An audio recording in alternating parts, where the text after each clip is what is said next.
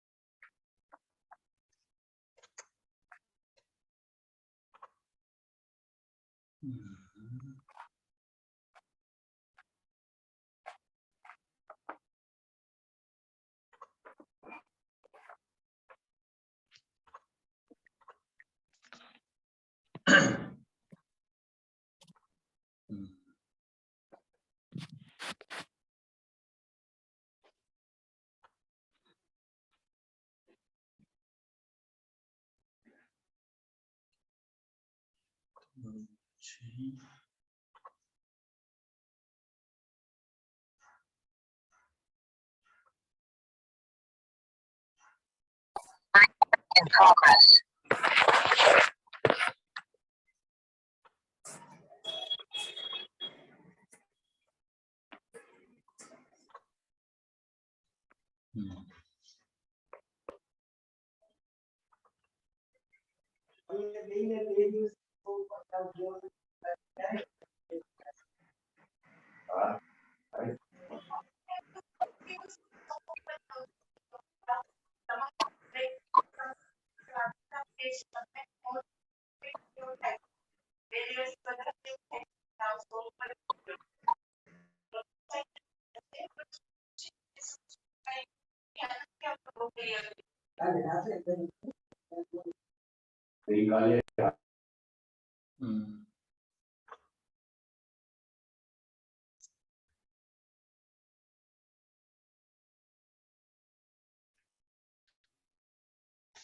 આપણે કઠોપનિષદમાં સીધી વિચારણા શરૂ કરીએ.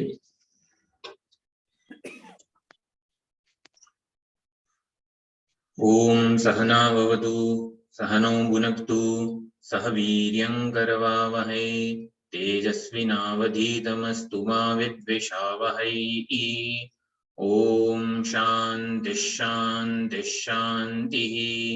હરિ ઓમ શ્રી ગુરુભ્યો નમઃ. હરિ ઓમ.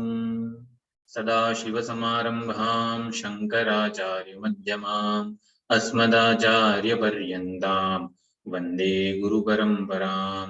વંદે ગુરુ પરંપરાં. ઓમ નમો ભગવતે વૈવસ્વતાય મૃત્યવે બ્રહ્મ વિદ્યાચાર્યાય નચિકેતસે ચ.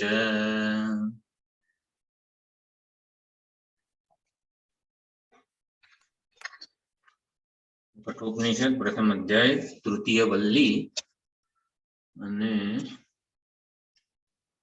15મો મંત્ર જે છે ઉપર સંક્ષેપમાં વિચારણા ગઈ વખતે કરી હતી. થોડુંક જે કહેવાનું છે 15મા મંત્રમાં એનો પણ આપણે થોડો વિચાર કરી લઈએ. તો 15મો મંત્ર અશબ્દમસ્પર્શમરૂપમવ્યયમ તથા રસમ નિત્યમગંધવચ્ચયત અનાદ્યનંદમ મહદઃ પરમ ધ્રુવમ નિચાય્ય તન્મૃત્યુમુખાદ પ્રમુચ્યતે.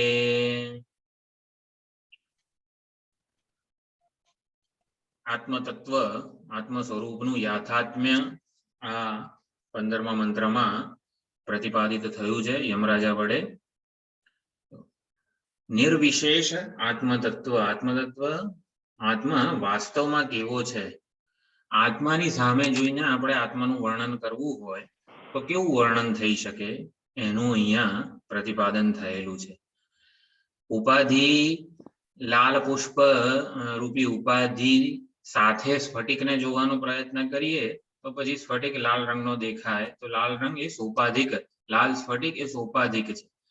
પરંતુ માત્ર ને માત્ર સ્ફટિકને જોઈને જો એનું નિરૂપણ કરીએ તો એ શુદ્ધ છે, ટ્રાન્સપરન્ટ છે, નિર્મળ છે વગેરે રૂપે એનું નિરૂપણ થાય. તો અહીંયા સ્વરૂપ લક્ષણ જે છે આત્માનું બધા ઉપનિષદોમાં આ મંત્ર શાંકર ભાષ્યમાં ખૂબ જ પ્રસિદ્ધ છે. બધા શાંકર ભાષ્યમાં આ મંત્રનું કોટેશન આવતું હોય છે. આ કોનું વર્ણન છે? મારું વર્ણન છે. એટલે આ બધું જ હુંનું વર્ણન છે. હું વાસ્તવમાં કેવો છું એ બધું અહીંયા આપણને આપણી સાચી ઓળખ મળે છે. શ્રુતિ પ્રતિપાદિત ઓળખ મળે છે. તમ તુ ઔપનિષદમ પુરુષમ પૃચ્છામિ. ઔપનિષદ પુરુષ, ઉપનિષદ પ્રતિપાદિત જે પુરુષ છે, ચૈતન્ય છે, એનું આ 15મા મંત્રમાં અહીંયા નિરૂપણ થાય છે. તો અશબ્દમ અસ્પર્શમ અરૂપમ અવ્યયમ.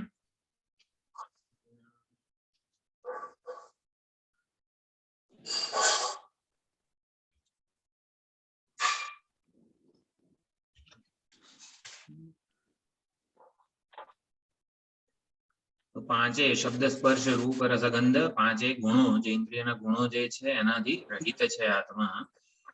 કોઈ દિવ્ય અવાજ સંભળાય આપણને, કોઈ દિવ્ય રૂપ આપણને જણાય, એવું કોઈ જ ગુણ કે વિશેષતા નથી.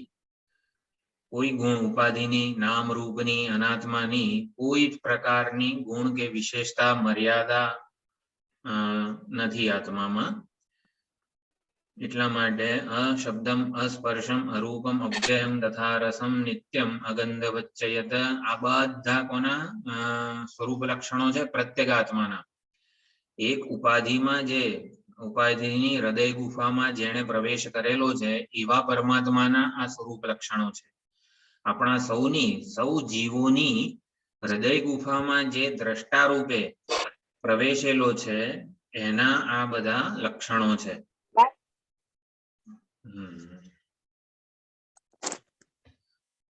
તો પ્રત્યેગાત્માના આ બધા સ્વરૂપ લક્ષણો છે. અશબ્દમ અસ્પર્શમ, તો કોઈ જ પ્રકારની જ્ઞાનેન્દ્રિયોની ત્યાં પહોંચ નથી. જ્ઞાનેન્દ્રિયોની પહોંચ નથી, જ્ઞાનેન્દ્રિયોને ગોચર નથી. જ્ઞાનેન્દ્રિયોથી જણાય એવો કોઈ જડ અચેતન પરપ્રકાશ્ય વિષય આત્મા નથી.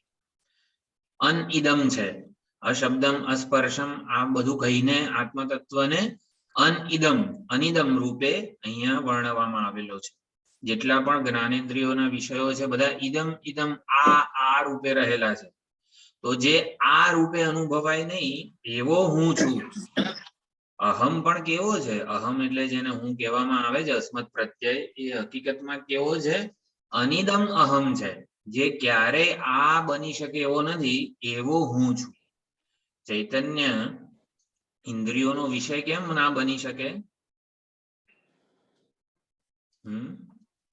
ચૈતન્ય ઇન્દ્રિયોનો વિષય કેમ ન બની શકે? ઇન્દ્રિયાતીત છે. ઇન્દ્રિયાતીત છે.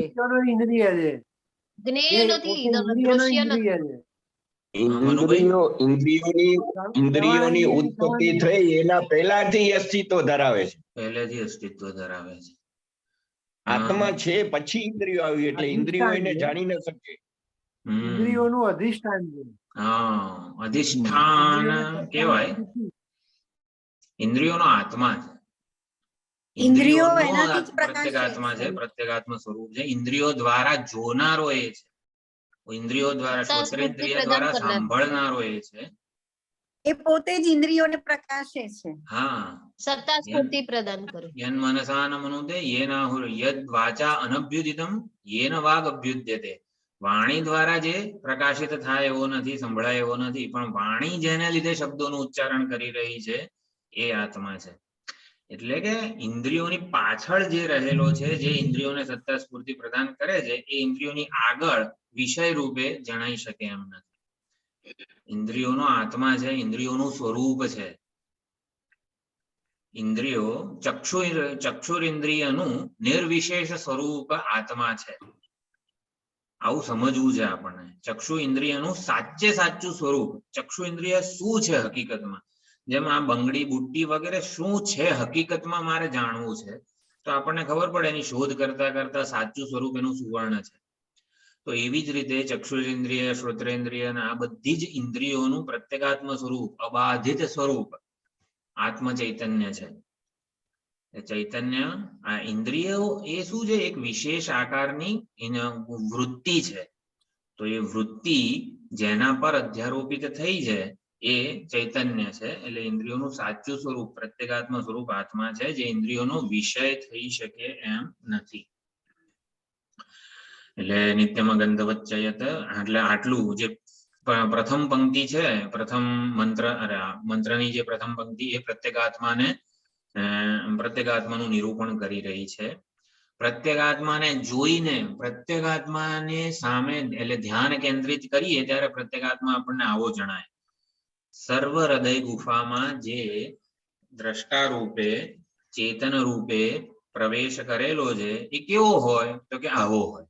અશબ્દમ સ્પર્શમ રૂપમ, જ્યાં મન અને વાણી પહોંચી શકે નહીં, એટલે કે શબ્દ અને પ્રત્યયનો વિષય બનતો નથી. એ કોઈનો વિષય અવિષય વિષયી છે, એવો વિષયી છે, એવો સબ્જેક્ટ છે જે ક્યારેય ઓબ્જેક્ટ બની શકે એમ નથી. ચૈતન્ય ને કોઈ જાણી ના શકે, ચૈતન્યને કોઈ જાણી શકે નહીં. તો પછી શું કરવાનું? જડ બની જાય ને. હા, જણાય એ વસ્તુ જડ બની જાય. જે વસ્તુ Object જણાય બને તો જડ એ બની જાય વસ્તુ ને. જડ હોય. તો ચૈતન્યને જાણી નહીં શકીએ તો પછી આ શાસ્ત્રો શેના માટે ભણવાના છે? ચૈતન્ય જણાઈ શકે એમ નથી ને એવું જાણવા માટે શાસ્ત્રો ભણવાના છે. ઇદમ વિષય રૂપે આપણે હંમેશા એને શોધતા હોઈએ છીએ, દસમાને શોધતા હોઈએ છીએ. તો સૌથી પહેલો શું નિશ્ચય થવો જોઈએ? દસમો શોધવાનો વિષય નથી, એ સૌથી પહેલો નિશ્ચય. શોધવાથી મળે એવો નથી. શબ્દ અને પ્રત્યય વડે આપણે એને શોધવાનો પ્રયત્ન કરતા રહીએ છીએ. એ પ્રયત્ન જ્યારે છૂટી જાય, બધા 10 છોકરાઓ શોધવાનો પ્રયત્ન પડતો મૂકે, એ ત્વમપદ શોધન છે. ત્વમપદ શોધન એટલે 10 છોકરાઓ 10માને શોધવાનું પડતું મૂકે. શોધવાનું એટલે બહિર્મુખ બનીને એને બહાર શોધવાનો પ્રયત્ન કરીએ છીએ. અંદર પણ કોઈક વિશેષ અનુભવ, દિવ્ય આમ કંઈક આમ થઈ જાય, ધ્રુજારી વગેરે કંઈક અનુભવ રૂપે ઇદમ રૂપે એની શોધ કરીએ છીએ. ઇદમ રૂપે હું એને જાણી શકું, એટલે હું એવો ને એવો રહું અને એ મને જણાય, એવી શોધ જ્યારે કરીએ છીએ. હું મારો જ્ઞાતા રૂપી વેશ ધારણ કરી રાખું અને જ્ઞેય રૂપે એને જાણવાનો પ્રયત્ન કરું, એ બંધ થવું એ ત્વમપદ શોધન છે. એકવાર ત્વમપદ શોધન બંધ થાય એટલે જાણે કે આપણે એને વાસ્તવિક સ્વરૂપે ઓળખવાનો પ્રયત્ન કરીએ, સબ્જેક્ટ રૂપે, શોધનાર રૂપે, પછી ચૈતન્ય સ્વરૂપે, એટલે કે જ્ઞાતા જ્ઞેય જ્ઞાન આ બધા રોલ, બધા વેશને ધારણ કરનાર રૂપે એને સમજવાનો પ્રયત્ન કરીએ, એ ત્વમપદ શોધન છે. એટલે પ્રથમ પંક્તિ ત્વમપદ શોધન કરી આપે છે કે વાસ્તવમાં આત્મ ચૈતન્ય પ્રત્યેગાત્મ ચૈતન્ય કેવું છે.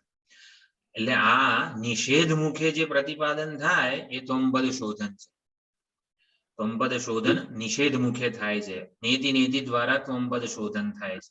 એકવાર એ થાય પછી તત્પદ શોધનની અહીંયા વિધાન આવે છે.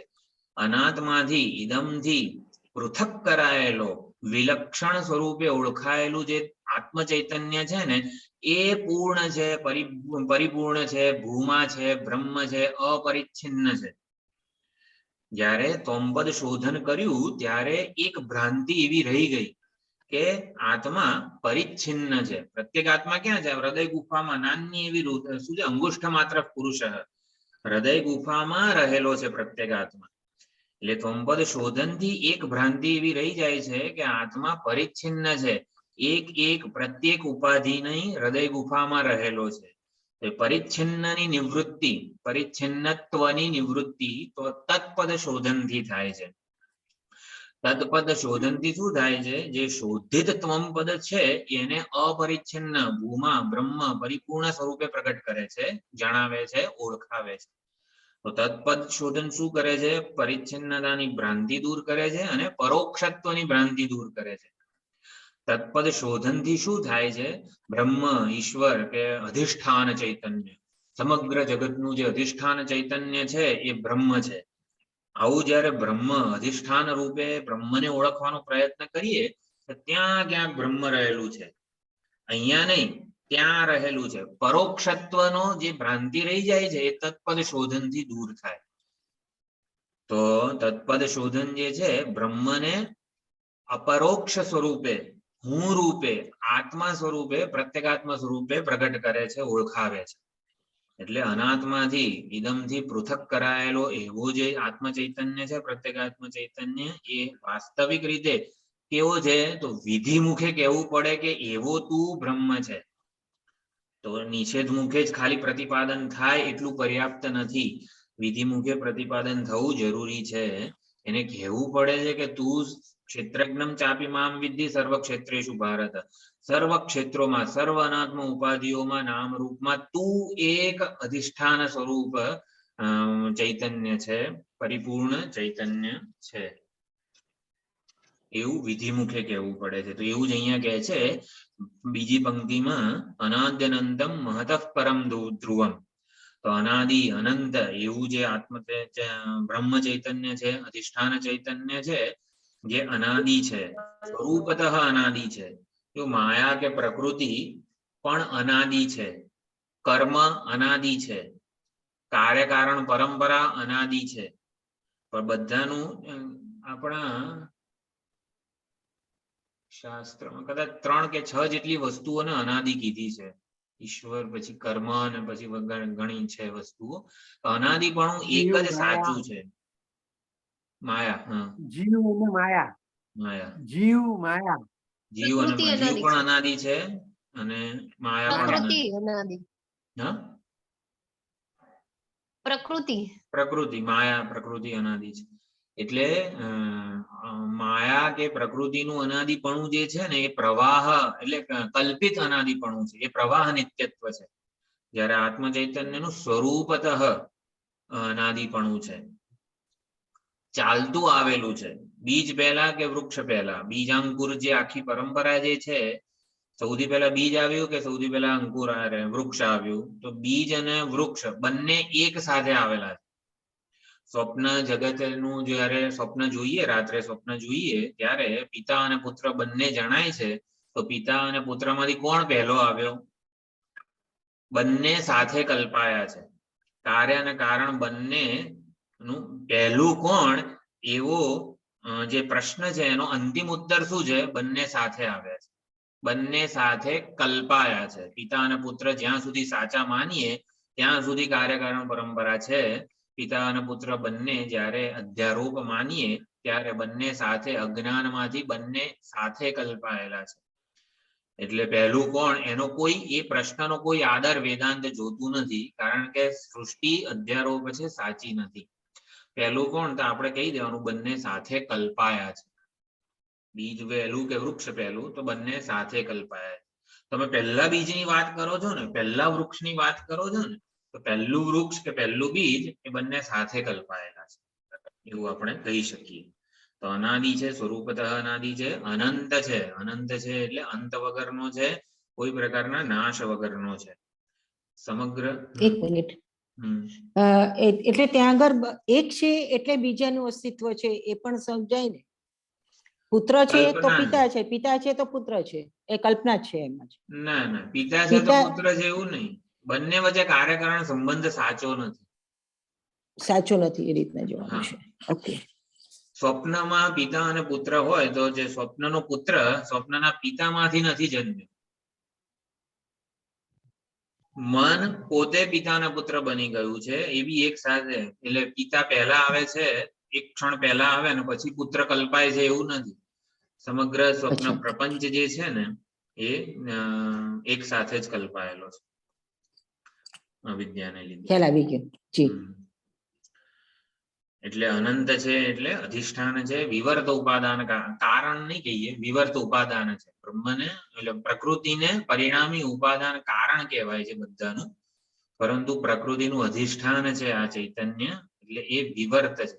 સમગ્ર જગત એ અધિષ્ઠાન સ્વરૂપ આત્માનું વિવર્ત છે. સમગ્ર અલંકારો સુવર્ણનું વિવર્ત છે. વિપરીતેન વર્તનમ ઇતિ વિવર્તમ.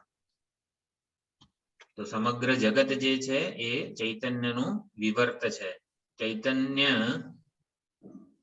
આ બધી વસ્તુઓ કેવી છે, એક તાત્પર્ય નિશ્ચય થાય ને ત્યારે આપણે એને સમજી શકીએ છીએ વિવક્ષિત અર્થમાં.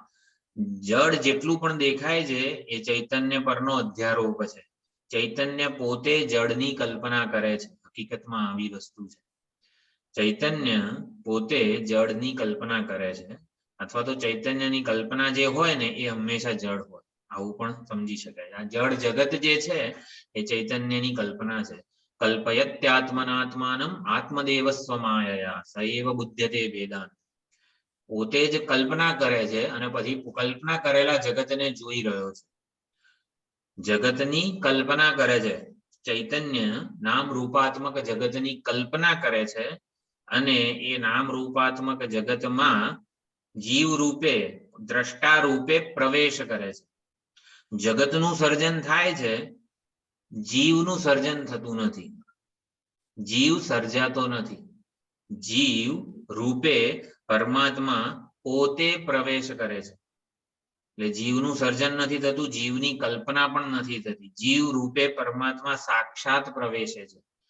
એકવાર કહીએ કે સત્સંગ હોલમાં પૂજ્ય સ્વામીજી છે, એવું જયારે કહીએ તો કોઈ આપણને બહારથી આવ્યું છે કે ભાઈ સ્વામીજી ક્યાં છે, સ્વામીજીને મળવું છે, તો આપણે કહીએ કે સત્સંગ હોલમાં પૂજ્ય સ્વામીજી વિરાજમાન છે. તો હવે શું કરવાનું? સત્સંગ હોલમાં જઈને જોવાનું, શોધવાનું. એટલે શું કહેવાય છે, સત્સંગ હોલ એ પૂજ્ય સ્વામીજીની ઉપલબ્ધિનું સ્થાન છે. એ સ્વામીજી ક્યાં છે જોવા હોય ને તો સત્સંગ હોલમાં જવું પડે. તો એવી રીતે હૃદય ગુફા છે, ઉપલબ્ધિ સ્થાન છે, એ અનંત અનાદિ અધિષ્ઠાન સ્વરૂપ ચૈતન્ય છે ને પરમાત્મા, એનું ઉપલબ્ધિ સ્થાન છે. સએષ પ્રવિષ્ટ પ્રવેશ શ્રુતિ વગેરે જે છે એ આના માટે છે. જો પરમાત્માએ જીવ રૂપે પ્રવેશ ના કર્યો હોત ને તો એ કોઈ દિવસ જણાઈ શકે નહીં. એ અજ્ઞાત અને અજ્ઞેય જ રહેત. પરમાત્મા જગતનું સર્જન કરે છે અને જીવ રૂપે પ્રવેશ કરે છે. જીવ રૂપે પ્રવેશ ના કર્યો હોત ને તો પરમાત્માને જય શ્રી કૃષ્ણ જ કહેવાના હોત આપણે. એને કોઈ દિવસ જાણી જ ના શકીએ આપણે. એટલે દ્રષ્ટા રૂપે જીવ રૂપે પરમાત્માએ સાક્ષાત પોતે પ્રવેશ કરેલો છે. એટલે ઉપલબ્ધિ સ્થાન છે. તો એવું એટલે અનાદ્યનંદમ મહત પરમ ધ્રુવમ કેવું છે? તો અશબ્દમ સ્પર્શમ રૂપમ એવો પ્રત્યેગાત્મા છે. બ્રહ્મ ને પ્રત્યેગાત્મા રૂપે નીચાય. એટલે આવી રીતે નીચાય એટલે તત અને ત્વમપદના શોધનથી જે ઐક્ય છે, ચૈતન્યનું ઐક્ય, એને સમજીને ઓળખીને ત્વમપદની પરિચ્છિન્નતા કલ્પિત છે, તત્પદની પરોક્ષતા કલ્પિત છે. બંનેને લાભ મળે છે. આપણે એકવાર વિચાર કર્યો તો આ શોધનથી બંને પ્રત્યેગાત્માને બ્રહ્મની પૂર્ણતાનો લાભ મળે છે અને બ્રહ્મને આત્માની અપરોક્ષતાનો કે ચૈતન્ય સ્વરૂપનો લાભ મળે છે. બંને પક્ષે લાભ મળે છે. એટલે બંને આતુર છે એક થવા માટે. એટલે અજ્ઞાનને જ્યાં સુધી સમર્થન મળતું રહેશે ત્યાં સુધી એ બંને જાણે કે એકબીજાથી પૃથક રહે છે. પરંતુ જયારે એને શોધિત એટલે કે ઐક્ય સમજવાનો પ્રયત્ન કરીએ ત્યારે બંને પક્ષે લાભ છે. એટલે નીચાય એટલે અવગમ્ય, એ પ્રમાણે જાણીને નિશ્ચિત કરીને કામાદિ બંધાત મુક્તો ભવતી, બધા બંધનમાંથી મૃત્યુ મુખાત પ્રમુચ્યતે. આત્મજ્ઞાનનું જે ફળ છે વિદ્યા વિંદતે અમૃતમ, વિદ્યા અમૃતમ અશ્નુતે વગેરે જે શ્રુતિ વાક્યો જે છે કેનોપનિષદ, એની પણ અહીંયા વાત આવે છે. એટલે જ્ઞાનથી અમરતા ત્યાગે નહીં કે અમૃતત્વ માનસુ. એટલે શબ્દમ એટલે પ્રથમ પંક્તિ પ્રત્યેગાત્મા, દ્વિતીય નું જે અડધું ચરણ છે એ બ્રહ્મ, બંનેનું નીચાઈથી ઐક્ય. આવી રીતે આ મંત્રમાં સુંદર રીતે આપણા સ્વરૂપનું પ્રતિપાદન થયું છે. તો થાય છે શું હકીકતમાં? શુદ્ધ આપણી સાધના શું છે?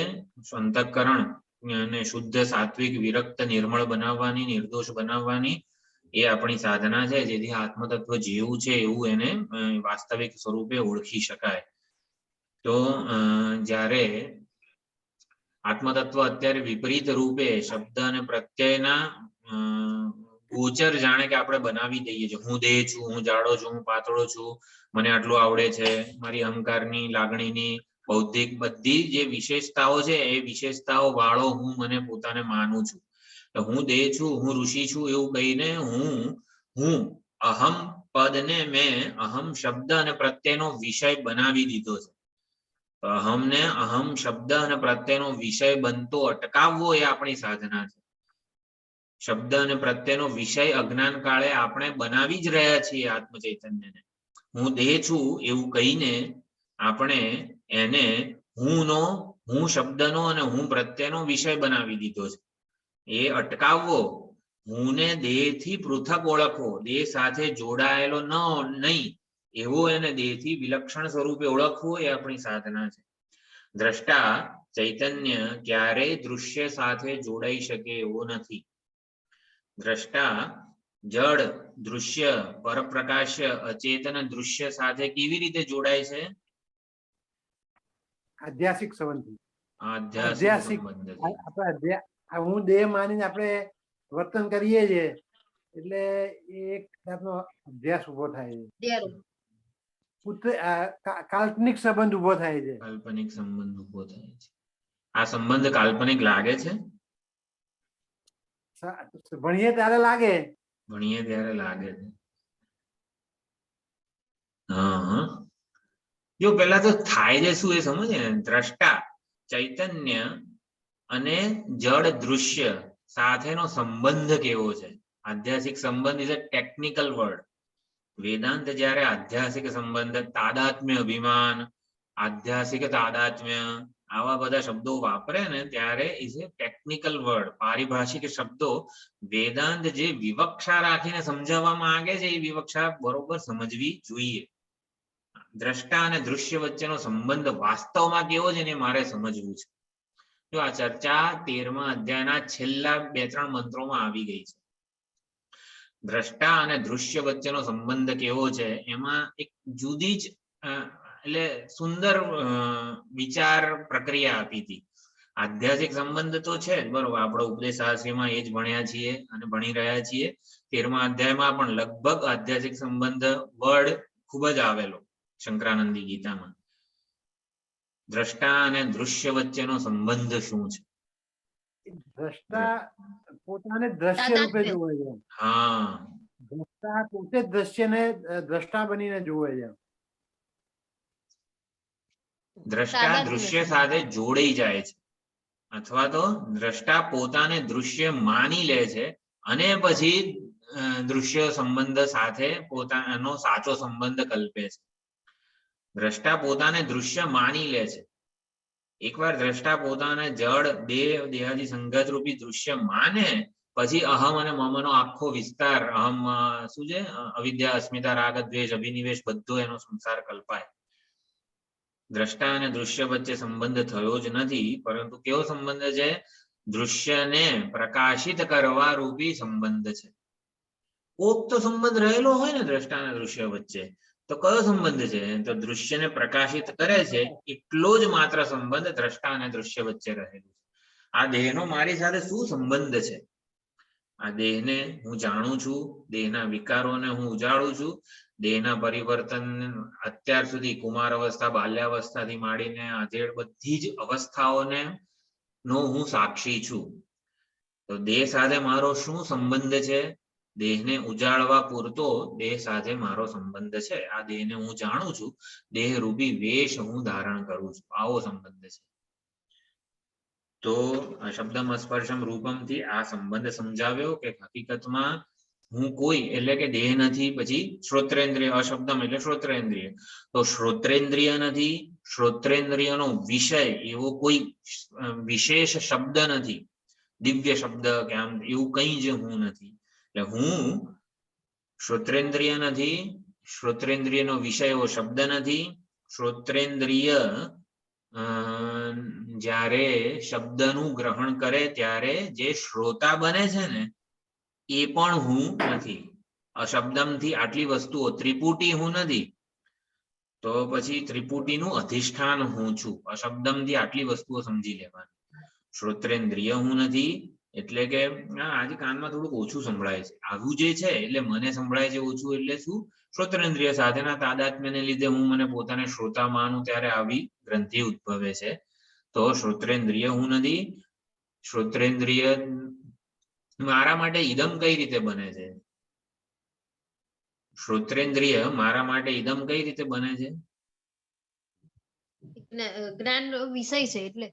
હા, એટલે વ્યવહાર શ્રોત્રેન્દ્રિયને મારે ચલો આપણે વાક ઇન્દ્રિયમાં આપણું લતા મંગેશકર છે, આટલી સુંદર એની શું છે વાક ઇન્દ્રિય અને વગેરે આખું એક વ્યક્તિત્વ સુંદર છે. તો વાણી સાથે કેટલું સઘન તાદાત્મ્ય હશે. હું કોઈ એક પર્ટિક્યુલર માણસની વાત નથી કરતો, આપણી ચલો હું બહુ મોટેથી બોલી શકું છું તો વાકનું મારામાં અભિમાન હોય સ્વાભાવિક છે, કારણ કે વાકથી જે સિદ્ધિઓ મળે છે બધી સિદ્ધિઓનો યશ હું લેતો હોઉં છું. તો હવે મારે વાક પરથી અભિમાન હટાવવું છે. તો વાકમાંથી મારે તાદાત્મ્ય અભિમાનને સંકેલી લેવું હોય તો મારે શું કરવું પડે? વાક ઈદમ છે મારા માટે, જ્ઞેય છે એવું જાણવું પડે. તો વાક ઈદમ સુષુપ્તિમાં વાક ઇન્દ્રિય હોતી નથી અને હું તો હાજર જ છું. જાગ્રતમાં મારે વાકને ઈદમ રૂપે વાક જાણવી છે. વાક ઇન્દ્રિય અને પ્રકાશક જે છે તે હું છું એનો એ હું પોતે છું. હા ઉજાડનાર કે પ્રકાશક છે વાક ઇન્દ્રિય અને ઈદમ રૂપે જેના જોવું થકી જોઈએ. આપણે વાકને. જાણી શકીએ છીએ એને જાણવાનું. વિચારી છે. વાક ઇન્દ્રિયની શક્તિ પ્લસ માઇનસ થતી હોય છે. હા, બીમારી આવે તો અહીં કેવું થાય તો ગળું બોલવાનું બી અવાજ ના નીકળે. ત્યારે હું તો રહેવાનો જ છું. ઈદમ રૂપે ક્યારે બને? જ્યારે વાણી બોલે છે અને ખરું ક્યારેક એકદમ ચૂપ થઈ જાય છે. શું સ્લીપ ઓફ ટંગ થાય છે? સ્લીપ ઓફ ટંગ થાય છે ને ત્યારે વાણી ઈદમ બને. હું જાણું છું ને, હા જો મારાથી નહોતું બોલવાનું, બોલે કે સ્લીપ ઓફ ટંગ થઈ ગયું, શબ્દો ઇન્ટરમિંગલ થઈ ગયા. આપણે ચેન્ટિંગ કરીએ ઓમ નમો ભગવતે રુદ્રાય, પછી ઉદાત અનુદાતમાં ભૂલ થઈ જાય તો એ હા મારાથી ભૂલ થઈ. વાણીની શબ્દ ઉચ્ચારણની ભૂલો મારા માટે જ્ઞેય બને છે, ઈદમ બને છે. સ્લીપ ઓફ ટંગ થાય છે એ જ બતાવે છે કે વાણી ઈદમ છે.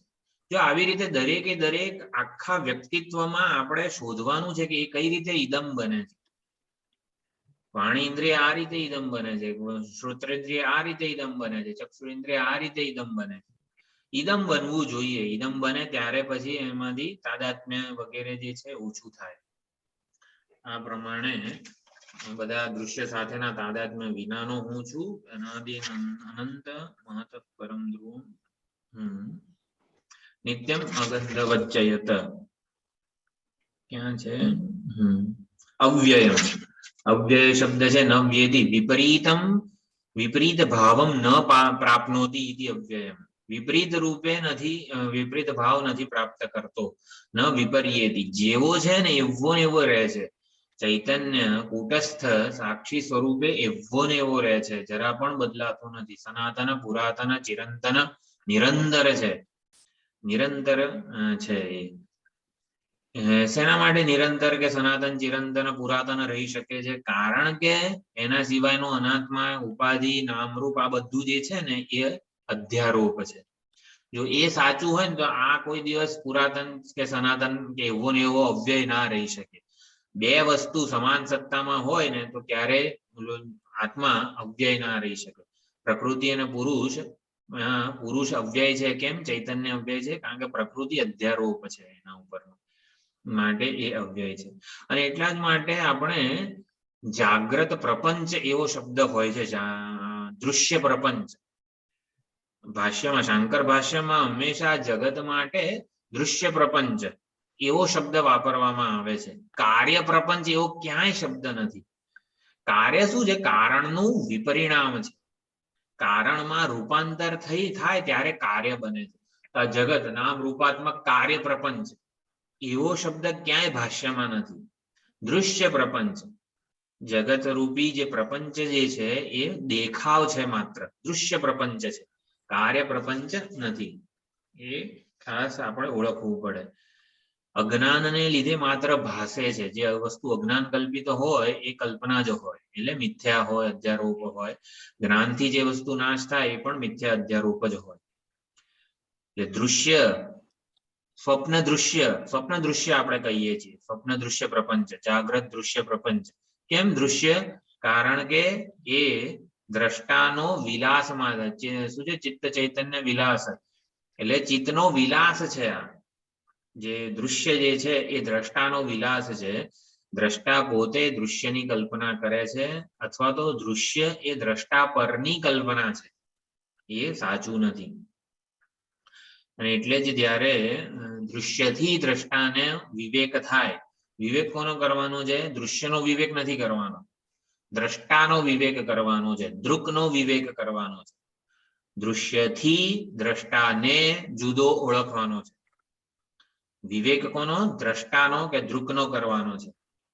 એકવાર એને ત્વંપદ શોધન કહેવાય. દૃશ્યથી દૃકને, દ્રષ્ટાને પૃથક, સ્વતંત્ર, વિલક્ષણ ઓળખવો એ ત્વંપદ શોધન.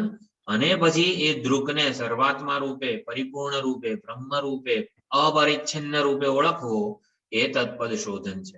તો અહીંયા આવી રીતે બંને શોધન કરવામાં આવ્યા. નીચાઈએ એટલે નીચોવી નાખવાનું. કઈ રીતે નીચોવી નાખવાનું? પ્રત્યેગાત્માને નીચોવી નાખવાનું છે. પ્રત્યેગાત્મ ચૈતન્ય છે એને નીચોવી નાખવાનું છે. તો એમાંથી શું બહાર નીકળે? અનાત્મા બહાર નીકળે. નીચોવી એટલે શું? પાણી ને બધું બહાર નીકળે. કપડા નીચોવીએ એટલે પાણીનો અંશ આપણે નીચોવી નાખીએ છીએ. હવે નીચાઈએ એટલે નીચોવી નાખવાનું. તો શું નીચોવાનું? જે અધ્યારોપ થયો હતો ઈદમનો, નામરૂપનો અધ્યારોપ થયો હતો, અનાત્માનો અધ્યારોપ થયો હતો, એ બધાને નીચોવી નાખવાનું છે. શબ્દ સ્પર્શ રૂપ વગેરે બધાને નીચોવી નાખવાનું છે.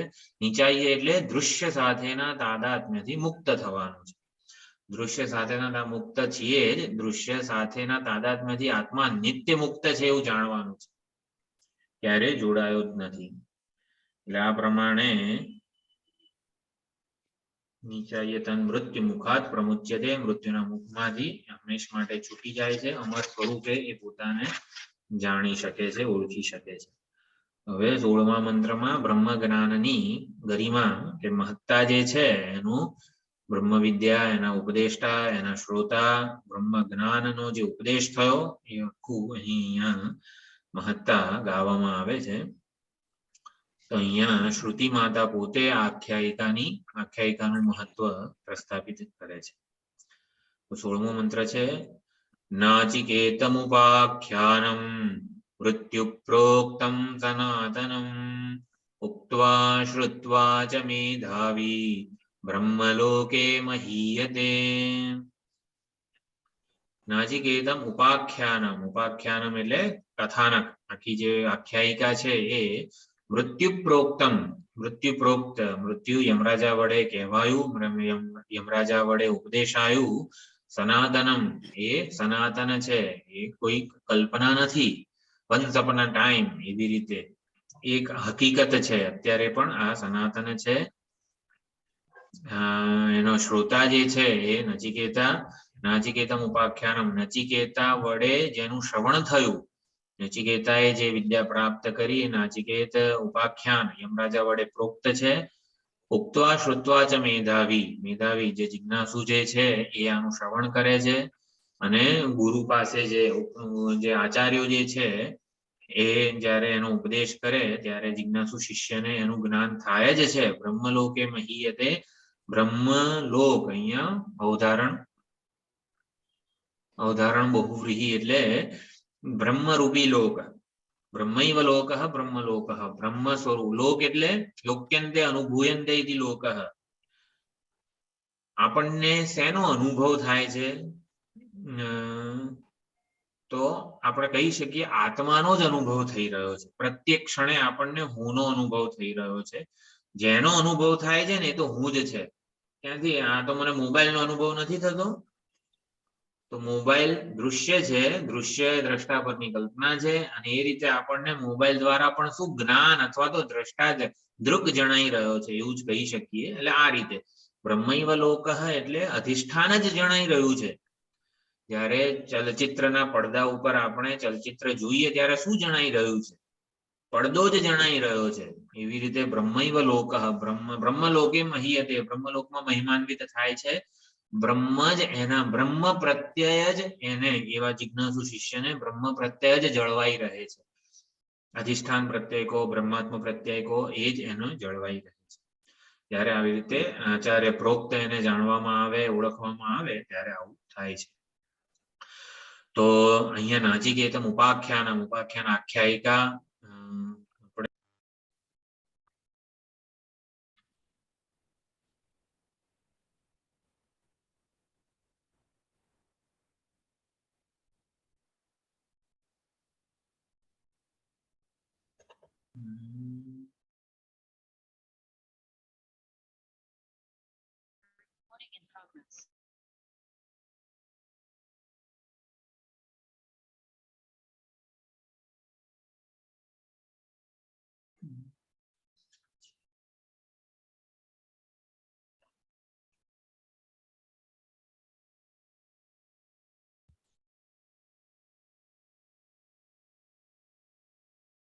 એટલે હવે નાચિકેતમ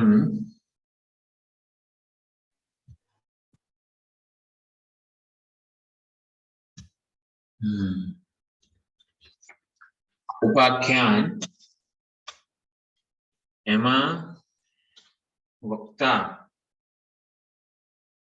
યમરાજા છે. મૃત્યુ મૃત્યવે બ્રહ્મ વિદ્યાચાર્ય, યમરાજા ઉપદેષ્ટા છે. આધિકારિક પુરુષ છે. કર્મ અને ઉપાસનાના પરિણામે એમને જે પ્રકારનું યામ્ય પદ, આધિકારિક પદ પ્રાપ્ત થયું હોય એ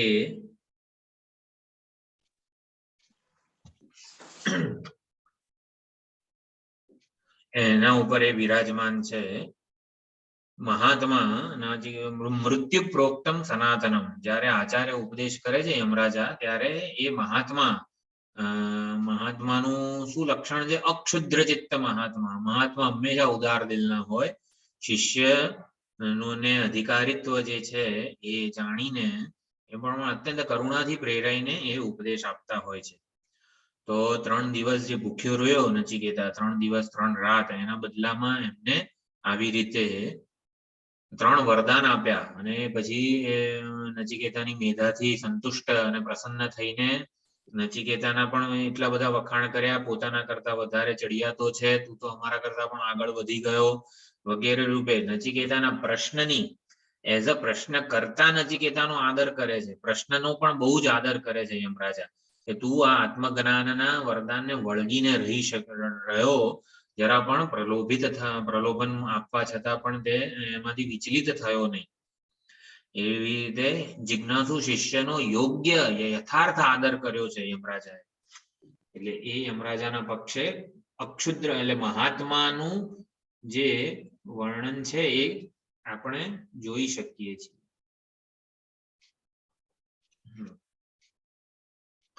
અને શ્રોતા કોણ છે? નચિકેતા છે. નચિકેતા આપણે સૌ શ્રોતાઓ છીએ.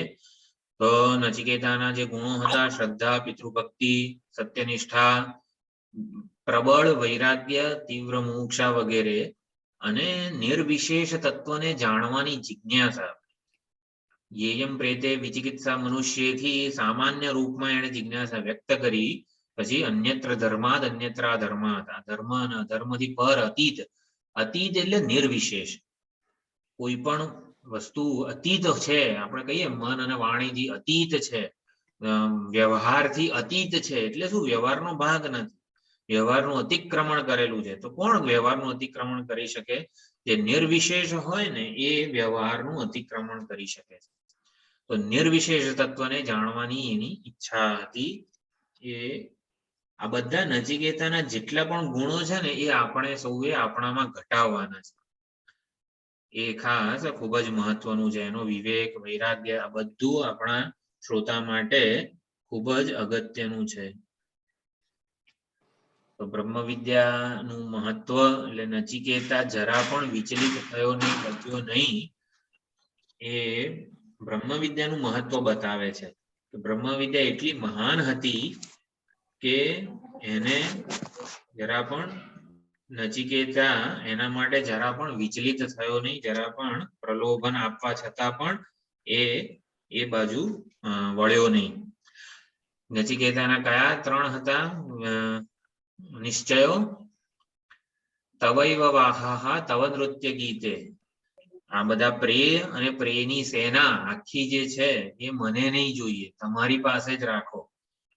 તવૈવવાહ તવ નૃત્ય ગીતે વરસ્તુ મે વર્ણીય સૈવ. મને એ વર્ણીય એવું શ્રેષ્ઠ પ્રાર્થનીય બ્રહ્મ વિદ્યા જ જોઈએ છે, નિર્વિશેષ આત્મતત્વનું જ્ઞાન જ જોઈએ છે. આ નહીં જોઈએ અને આ જ જોઈશે એવું બે. અને ત્રીજો નિશ્ચય નાન્યમ તસ્માન નચિકેતા વૃણીતે, એ શ્રુતિ પ્રોક્ત છે.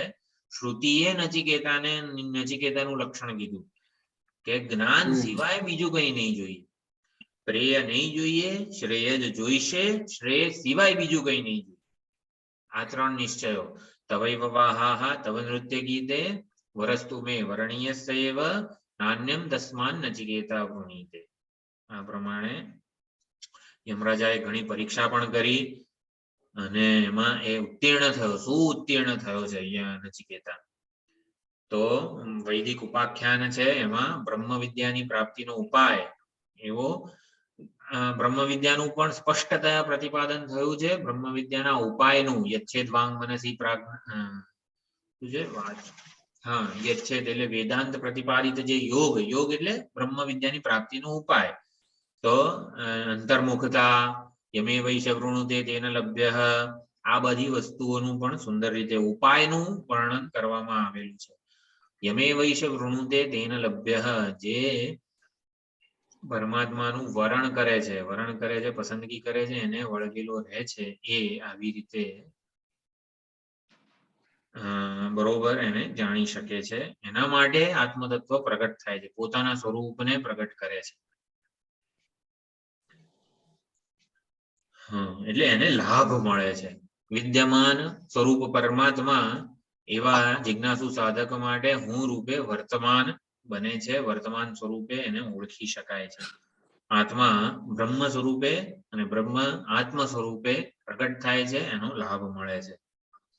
બ્રહ્મલોકે મહીયતે, બ્રહ્મલોકમાં બ્રહ્મૈવ લોકઃ એટલે બ્રહ્મરૂપી લોકમાં એ આવી રીતે રહે છે.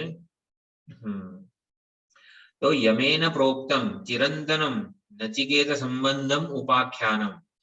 મૃત્યુ પ્રોક્તમ એટલે યમેન પ્રોક્તમ ચિરંતનમ, આ જે શાશ્વત ચિરંતન સનાતન આખ્યાન છે બ્રહ્મ વિદ્યાનો ઉપદેશ, મુમુક્ષવે વ્યાખ્યાય સ્વયં ચ શ્રુત્વા ઉપાસ્યો ભવતિ. એના માટે આ સંપૂર્ણ આખું વ્યાખ્યાન જે છે ઉપાસનીય બની જાય છે, આરાધનીય બની જાય છે મુમુક્ષુ જિજ્ઞાસુ માટે. શેના માટે સનાતન છે આ? યમરાજા નચિકેતાનો સંવાદ, આ ઉપાખ્યાન આખ્યાયિકા સનાતન કેમ છે? કારણ કે એમાં સનાતન એવા તત્વનું નિરૂપણ થયેલું છે.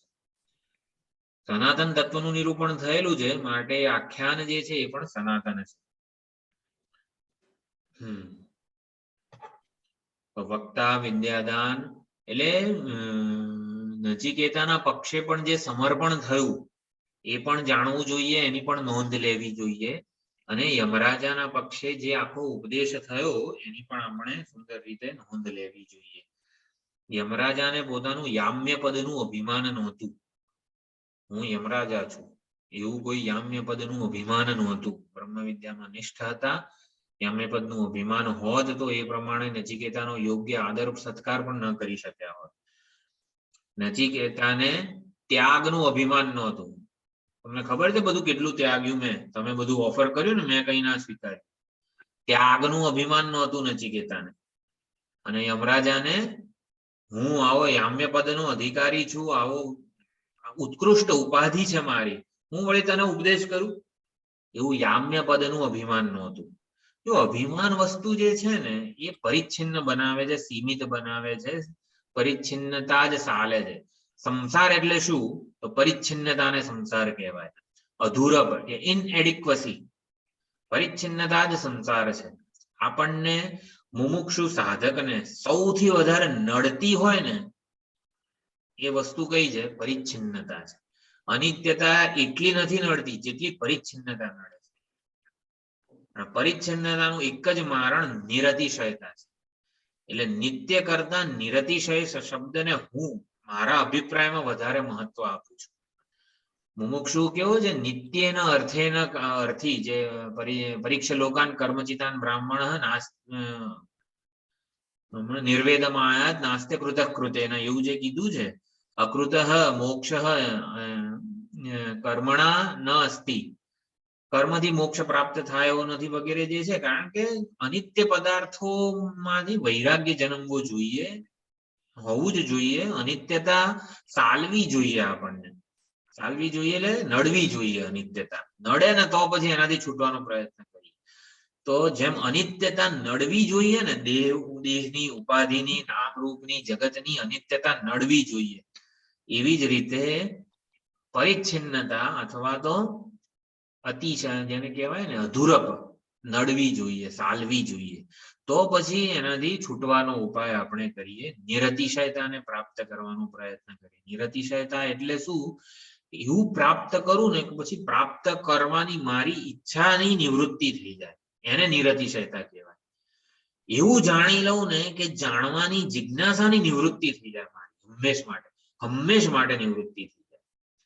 એવો લાડુ મળી જાય ને મને કે લાડુ ખાવાની ઈચ્છા મારી નિવૃત્ત થઈ જાય, આને નિરતિશયતા કહેવાય. આપણી શોધ બંધ થઈ જાય, આપણે જે શોધી રહ્યા છીએ એ શોધ બંધ થઈ જાય, એને નિરતિશયતા કહેવાય. તો એવું અહીંયા નિરૂપણ થયું છે આ કથાનક. એમાં સાધ્ય સાધન બધાનું સ્પષ્ટ રીતે નિરૂપણ થયું છે. તો પછી છેલ્લો 17મો મંત્ર છે, એનું પણ અહીંયા મહત્વ કહેવામાં આવે છે. ગ્રંથની સ્તુતિ થઈ રહી છે અહીંયા. આખું જે પ્રથમ અધ્યાયના કઠોપનિષદ છે એની સ્તુતિ થઈ રહી છે.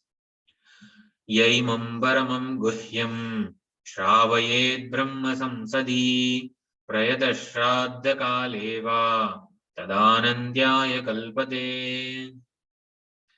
તદાનંદ્યાય કલ્પતે ઇતિ. ય ઇમં પરમં ગુહ્યમ, પરમમ જે અત્યંત ઉત્કૃષ્ટ છે, ગુહ્ય છે, ગુહ્ય જે ગોપનીય છે, રહસ્યમય છે, એ બ્રહ્મ સંસદી શ્રાવયેદ, જે બ્રહ્મ સંસદમાં આ બધા જિજ્ઞાસુઓમાં ઝૂમ મીટિંગમાં જે કઠોપનિષદને આવી રીતે શ્રવણ કરે છે અને કરાવે છે, એટલે આ પણ બ્રહ્મ સંસદ છે આપણી, જ્યાં બધા જિજ્ઞાસુઓ ભેગા થયા હોય. આ નૈમિષારણ્ય છે આપણું, જેમાં બધા આવા જિજ્ઞાસુઓ નચિકેતા બધા ભેગા થયા છે. તો એ જ્યારે બ્રહ્મ સંસદમાં બ્રહ્મ જિજ્ઞાસુઓની વચ્ચે સભામાં જ્યારે એનું આખ્યાન કરે છે, શ્રાવયેદ એનું શ્રવણ કરાવે છે, એ શ્રોતા અને વક્તા બંને પ્રયતઃ શ્રાદ્ધ કાલે વા તદાનંત્યાય કલ્પતે. બ્રાહ્મણોની સભામાં બ્રહ્મને જે જાણવા નથી રહ્યા છે, ઈચ્છી રહ્યા છે, એવા બ્રહ્મ જિજ્ઞાસુઓની સભામાં જ્યારે એનું શ્રવણ કરાવે, અધ્યાપન કરાવે, અથવા તો શ્રાદ્ધ કાળે બ્રહ્મ ભોજન કરાવનારને સંભળાવે.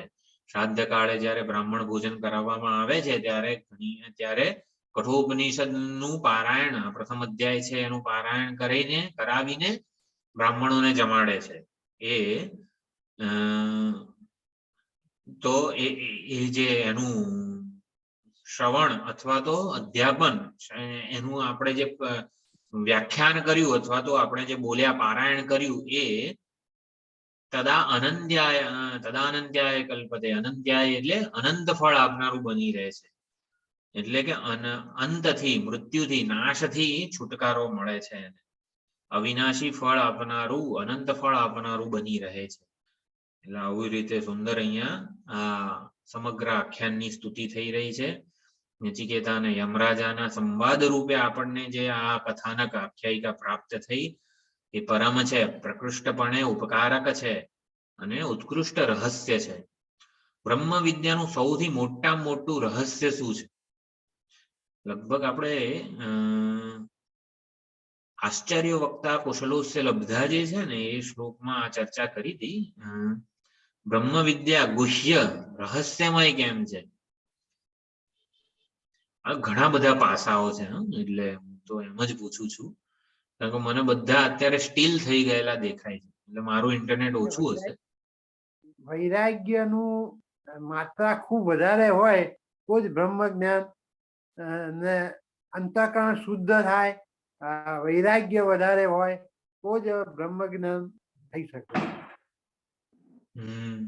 ઘણા બધા પાસાઓ. પોતાના માટેની જ શોધ, તે બ્રહ્મ વિદ્યાની શોધ, પોતાના માટેની જ શોધ.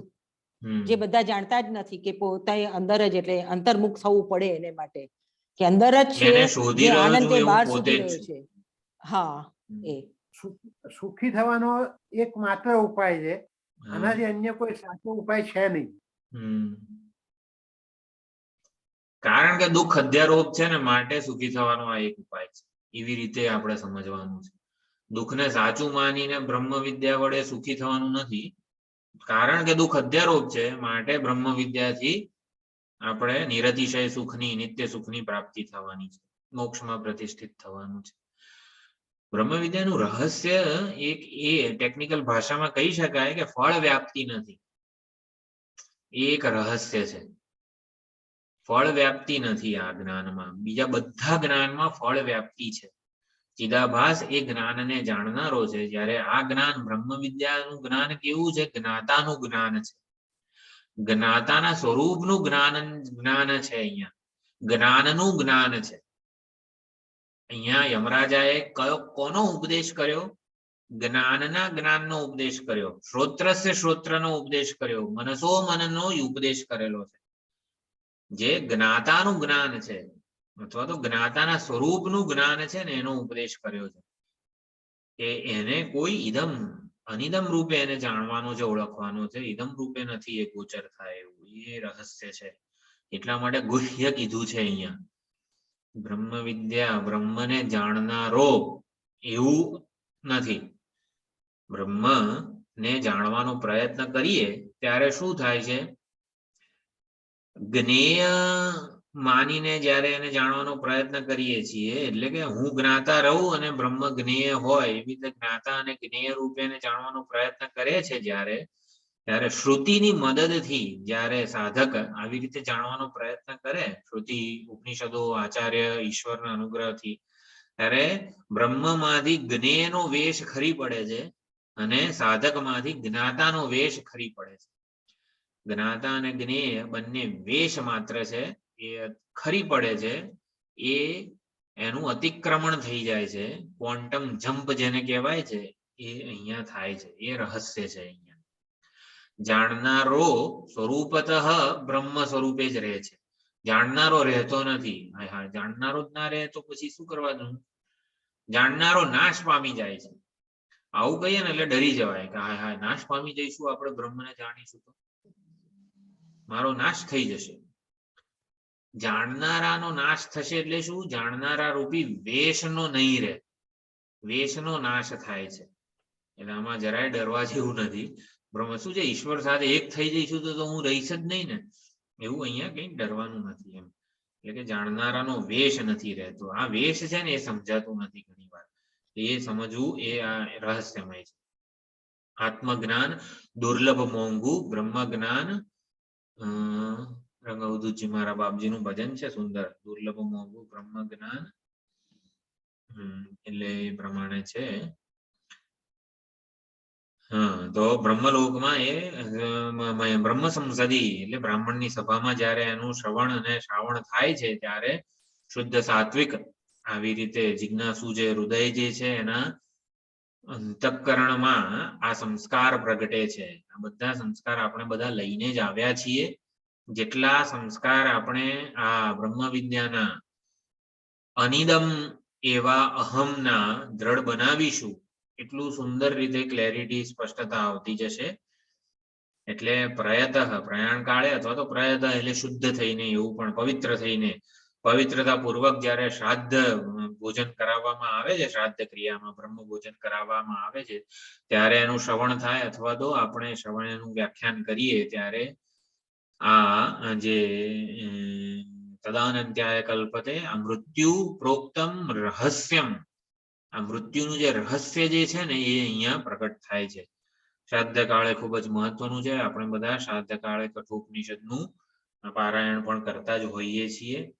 એના સંસ્કાર પ્રયાણ કાળે કે શ્રાદ્ધ કાળે જ્યારે આનું પારાયણ વગેરે એના સંસ્કારને દ્રઢ બનાવવામાં આવે ત્યારે એ રહસ્ય જે છે ને એ ખુલ્લું થાય છે, પ્રગટ થાય છે. શબ્દતઃ અર્થતઃ શ્રવણ કરવાનું જે છે ને એને શબ્દતઃ અને અર્થતઃ શબ્દતઃ પણ કરવાનું, અર્થતઃ પણ કરવાનું. એટલે આપણે શું સમજ્યા છીએ.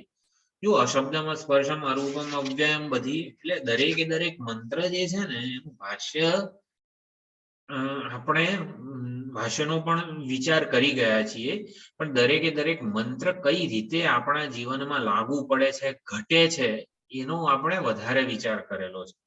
મારા જીવનમાં મંત્ર કઈ રીતે વિચારણા જે છે લાગુ પડે છે એ આપણે સૌએ શોધવાનું છે. one has to investigate, one has to discover. એવી રીતે આ સમજવાનું છે અને અવશ્ય લાભ થાય છે. યહ પ્રયતઃ પવિત્ર સન ઉત્કૃષ્ટમ ગોપ્યમ ઇમમ ઉપાખ્યાનમ બ્રહ્મસભાયામ શ્રાવયે. બ્રહ્મસભામાં એને જ્યારે શ્રવણ કરાવે છે ત્યારે તत् શ્રવણમ શ્રાદ્ધમ વા. શ્રાદ્ધ કોને કહેવાય? જે શ્રદ્ધાપૂર્વક થાય ને એને શ્રાદ્ધ કહેવાય. એ શ્રદ્ધા, અત્યંત શ્રદ્ધાપૂર્વક વેદમાં આપણા પરંપરામાં એટલે પિતૃ પરંપરાથી માંડીને બધું જે કંઈ છે એ અત્યંત શ્રદ્ધાપૂર્વક થાય છે. જે શ્રદ્ધાપૂર્વક થાય ને એને શ્રાદ્ધ કર્મ કહેવાય. બ્રહ્મ વિદ્યાનું શ્રવણ પણ શ્રાદ્ધ કહી શકાય. કેમ? કારણ કે શ્રદ્ધાપૂર્વક આપણે એનું શ્રવણ કરી રહ્યા છીએ. તો અનંત શ્રદ્ધા, એમાં જે શ્રદ્ધા જે છે, વિશ્વાસ જે છે એ અનંત ફળ આપનારી છે. જેવી શ્રદ્ધાપૂર્વક આપણે શ્રવણ કરીશું એવું એનું ફળ મળશે. કે ભાઈ આ જીવનમાં મારે સુખી થવું છે, એવી શ્રદ્ધા લઈને શ્રવણ કરીશું તો એ પ્રમાણે ફળ મળશે. જેવી શ્રદ્ધા હશે ને એવું ફળ મળશે.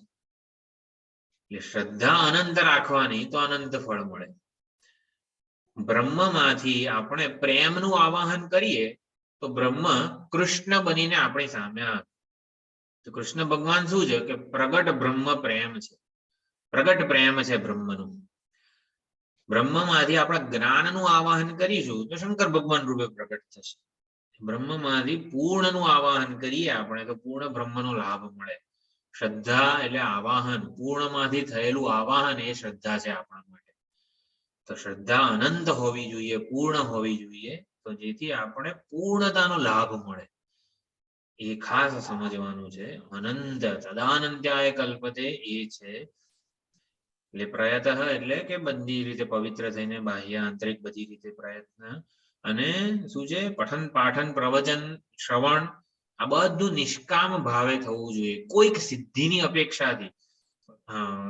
એટલે મારામાં કોઈક વિશેષતાનું પીછું ઉમેરવા હું શ્રવણ કરું કે પઠન પાઠન કરાવું, અધ્યાપન કરાવું, અધ્યયન કરું, એવું ના હોવું જોઈએ. નિર્વિશેષ બનવા માટે અથવા તો નિર્વિશેષ બની રહેવા માટે શ્રવણ છે. નિર્વિશેષ બની રહેવા માટે આ અધ્યયન છે, અધ્યાપન છે. તેના માટે સ્વામીજી સવાર સાંજ અધ્યયન કરાવે છે, અધ્યાપન કરાવે છે. એનાથી જે વિચારણા થાય છે એ વિચારણા, વિચાર ભાથું વગેરે જે પ્રક્રિયા વગેરે જે થાય છે નિર્વિશેષ સ્વરૂપે આપણે બની રહીએ છીએ. તો કોઈ વિશેષતાનો અધ્યારોપ હું ના કરું મારા ઉપર, નિર્વિશેષ બનીને રહું. નિર્વિશેષ જ અનંત છે. તદાનંત્યાય કલ્પતે. એટલે મૃત્યુનો સાક્ષાત્કાર થાય, મૃત્યુ મિત્ર બની જાય, મૃત્યુ અનુકૂળ બની જાય. તદાનંત્યાય કલ્પતે. મૃત્યુ જે છે મિત્ર કઈ રીતે બનાવવું? મૃત્યુ કઈ રીતે મિત્ર બને? મૃત્યુને મારે મિત્ર બનાવવું છે. મિથ્યા જાણીને. આત્માનું મૃત્યુ નથી, શરીરનું મૃત્યુ છે. મારું મૃત્યુ નથી. હા, મારું મૃત્યુ નથી. જ્ઞાનથી મૃત્યુ મિત્ર બને છે. શંકરાચાર્યજી જ્ઞાન અને મૃત્યુને પોતાની સાથે રાખતા હતા. શંકરાચાર્યજીની જે ફિલ્મ હતી સાઉથની સંસ્કૃતમાં, જોઈ છે કોઈએ? પ્રજ્ઞાબેન? હા જોયેલી છે. હા, સંસ્કૃતમાં. હા, સંસ્કૃતમાં જોયેલી. હા, મેં માતાજીનો ડ્રામા જોયો છે પણ આ નથી. નહીં, સંસ્કૃતમાં સાઉથ થી જે આવી હતી શંકરાચાર્યજીની ફિલ્મ. એ શંકરાચાર્યજીને છે ને કઠોપનિષદ, આ યમરાજા અને નચિકેતાનો પ્લે એટલે કઠપુતળી નહીં પણ એ પ્લે એટલે કે નાટક જોયું. જે આપણે કહેવાય રામલીલા જે કહેવાય છે ને, રામજી ને કૃષ્ણ ને બધું સ્ટેજ ઉપર. એ શંકરાચાર્યજીએ યમરાજા નચિકેતાનું નાટક જોયું આખું સ્ટેજ ઉપર, નાના હતા ત્યારે. ને ત્યાંથી એ જ્ઞાન અને મૃત્યુને બંનેને સાથે લઈ આવ્યા પોતાને. જ્ઞાન અને મૃત્યુ શંકરાચાર્યજી માટે મિત્ર હતા, હંમેશા સાથે રહેતા હતા. જ્ઞાન હોય ને ત્યારે મૃત્યુ મિત્ર બની જાય, અનુકૂળ બની જાય. એ આપણને સ્વરૂપથી વિચલિત ના કરી શકે. હું લિંક મોકલીશ. એ સંસ્કૃત વાળી જે ફિલ્મ છે ને એ ખરેખર માણવા જેવી છે. ઋષભાઈ હજી મારી પાસે MP3 પણ છે સંસ્કૃતની. MP3 પણ બનાવેલી છે. હા, વિડીયોમાંથી MP3 પણ બનાવેલી છે. બહુ સરસ છે. એટલે મૃત્યુનો જ્ઞાન અને મૃત્યુ એ બંને અહીંયા આ પ્રથમ અધ્યાયમાં આવી સુંદર રીતે નિરૂપણ થયું. મૃત્યુનો સાક્ષાત્કાર થાય. મૃત્યુનો સાક્ષાત્કાર થાય એટલે યમરાજા જે છે, મૃત્યુના દેવતા, રમણ મહર્ષિ અને બીજા કયા મહાત્મા છે, એમણે પોતાના મૃત્યુને એટલે કે દેહના મૃત્યુને સાક્ષાત જોયું. મૃત્યુનો ડર જે છે ને, હા, રામકૃષ્ણ પરમહંસ, કયા? રમણ મહર્ષિ. રમણ મહર્ષિ, બરોબર. રમણ મહર્ષિ, રામકૃષ્ણ પરમહંસ, રામકૃષ્ણ પરમહંસ. હા, મૃત્યુ એટલે દેહના મૃત્યુને સાક્ષાત જોયું. તો રમણ મહર્ષિએ પણ જયારે 16 વર્ષની ઉંમરે આ થયું ત્યારે અત્યંત પૂર્વના બધા સંસ્કારો, વૈરાગ્ય, જ્ઞાન બધું જાગૃત થઈ ગયું. એટલે અંતઃકરણ શુદ્ધિની જેટલી પણ સાધનાઓ છે ને, કઈ કઈ સાધનાઓ છે? નિષ્કામ કર્મ, ભક્તિ યોગ વગેરે ઘણી બધી, જપ, ઈશ્વર ચિંતન, ઘણી બધું છે અંતઃકરણ શુદ્ધિ કરવા માટે. સૌથી પ્રબળ જે છે ને એ મૃત્યુનો ડર છે. બધી આસક્તિઓ છૂટી જાય મૃત્યુના ડરથી. એટલે મૃત્યુ પણ મિત્ર બની શકે છે એમ. આપણને અનાત્મામાંથી જાગૃત કરવા માટે, અનાત્માની આસક્તિ, નામરૂપની આસક્તિ છોડાવવા માટે મૃત્યુ મિત્ર બની શકે છે. મને બધા સ્ટીલ દેખાય છે એટલે બધું ચાલે છે ને? ચાલે છે. ઇન્ટરનેટ ઓછું છે. હા. મૃત્યુનો સાક્ષાત્કાર. આ કઠોપનિષદના પ્રથમ અધ્યાયનું પ્રયોજન શું છે? મૃત્યુનો સાક્ષાત્કાર. મૃત્યુનો સાક્ષાત્કાર થવો એટલે શું? હું અમર છું એ જ્ઞાન થવું. મૃત્યુ મિત્ર બની રહે. દેહનું મૃત્યુ આપણું અનુકૂળ હોય, મિત્ર બની રહે. અથવા તો મિત્ર કોને કહેવાય? કે આપણને ઉપકારક હોય. સુરુન મિત્ર હરિદાસ એટલે ઉપકારક હોય. ઉપકારક કઈ રીતે છે? ભાઈ અનાત્માથી જલ્દી જલ્દી છૂટો પાડવાનું કામ કરે છે. ખ્યાલ આવે છે? મને બધા સ્થિર દેખાય ને એટલે હું આગળ વધી ના શકું એવું છે. દેહ રૂપી અનાત્માથી છૂટા પાડે મૃત્યુ. ના, વાત સાચી. આ તો હું મારી મર્યાદા કહું છું. ઇન્ટરનેટ ઓછું હોય ત્યારે આવું થાય છે ખરું. ચાલો વાંધો નહીં. હા, મેં કીધું બધા એકદમ તદાનંદ જાય કલ્પતે થઈ ગયા કે શું?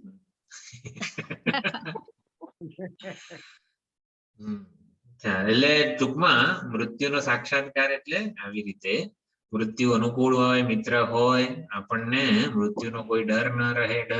એટલે શું? ડરવાની ઇન ધ સેન્સ જ્ઞાન હોય ને, એટલે જ્ઞાન હોવું જરૂરી છે. જ્ઞાન હોય તો બધું જ મિત્ર બની રહે છે આપણું. જ્ઞાની મહાત્મા માટે બધું જ આત્મ સ્વરૂપ છે કે મિત્ર છે કે બધું અનુકૂળ છે વગેરે રૂપે કોઈ અનાત્મા કે વગેરે શું કહેવાય, પરિચ્છિન્નતા નથી, ભેદ નથી, જુદાઈ નથી. ભેદભાવ જ મૃત્યુ છે. હકીકતમાં જુદાઈની લાગણી જ મૃત્યુ છે.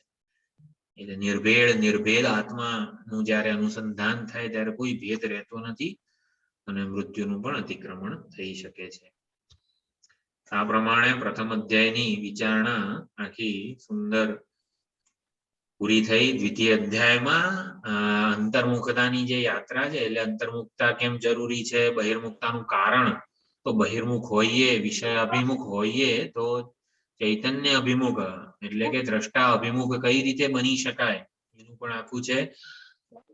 વિષય સૌંદર્યના સંસ્કાર મન બુદ્ધિમાં છે. ઇન્દ્રિય, મન, બુદ્ધિમાં વિષય સૌંદર્ય સંસ્કાર રહેલા છે. એમાંથી આત્મ સૌંદર્ય એટલે ઇન્દ્રિયો, મન, બુદ્ધિ આત્માની સુંદરતા, આત્મ પ્રવણ બનીને રહે, આત્મ અભિમુખ બનીને રહે. એના ઉપર સુંદર આપણું ધ્યાન દોરવામાં આવેલું છે. તો એનો પછીથી આપણે અભ્યાસ કરીશું. એટલે ચાલો હું ગુરુવારે એવું હોય તો થોડુંક દરેક મંત્રનું જે શું કહેવાય જિષ્ટ તો નહીં પણ જે પહોંચાડવા માંગે છે દરેક મંત્ર એ ટૂંકમાં કંઈક ગ્રુપમાં મૂકીશ એટલે આખા અધ્યાયની વિચારણા આપણા મગજમાં બુદ્ધિમાં એક સાથે આવી શકે એવો પણ કંઈક પ્રયત્ન કરીશું. તો ગુરુવારે મળીએ. બીજા અધ્યાયનો પણ પ્રારંભ કરીશું. ઓમ પૂર્ણમદઃ પૂર્ણમિદં પૂર્ણાત પૂર્ણમુદચ્યતે પૂર્ણસ્ય પૂર્ણમાદાય પૂર્ણમેવાવશિષ્યતે. ઓમ શાંતિ શાંતિ શાંતિ. હરિ ઓમ શ્રી ગુરુભ્યો નમઃ. હરિ ઓમ.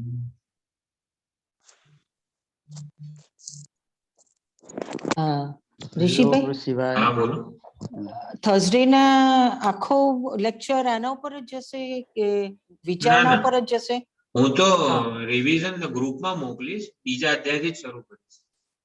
અચ્છા, બસ મારે એ જ જાણવું હતું. જી પીડીએફ એવું હશે ને તો કંઈક કરીશું. જી.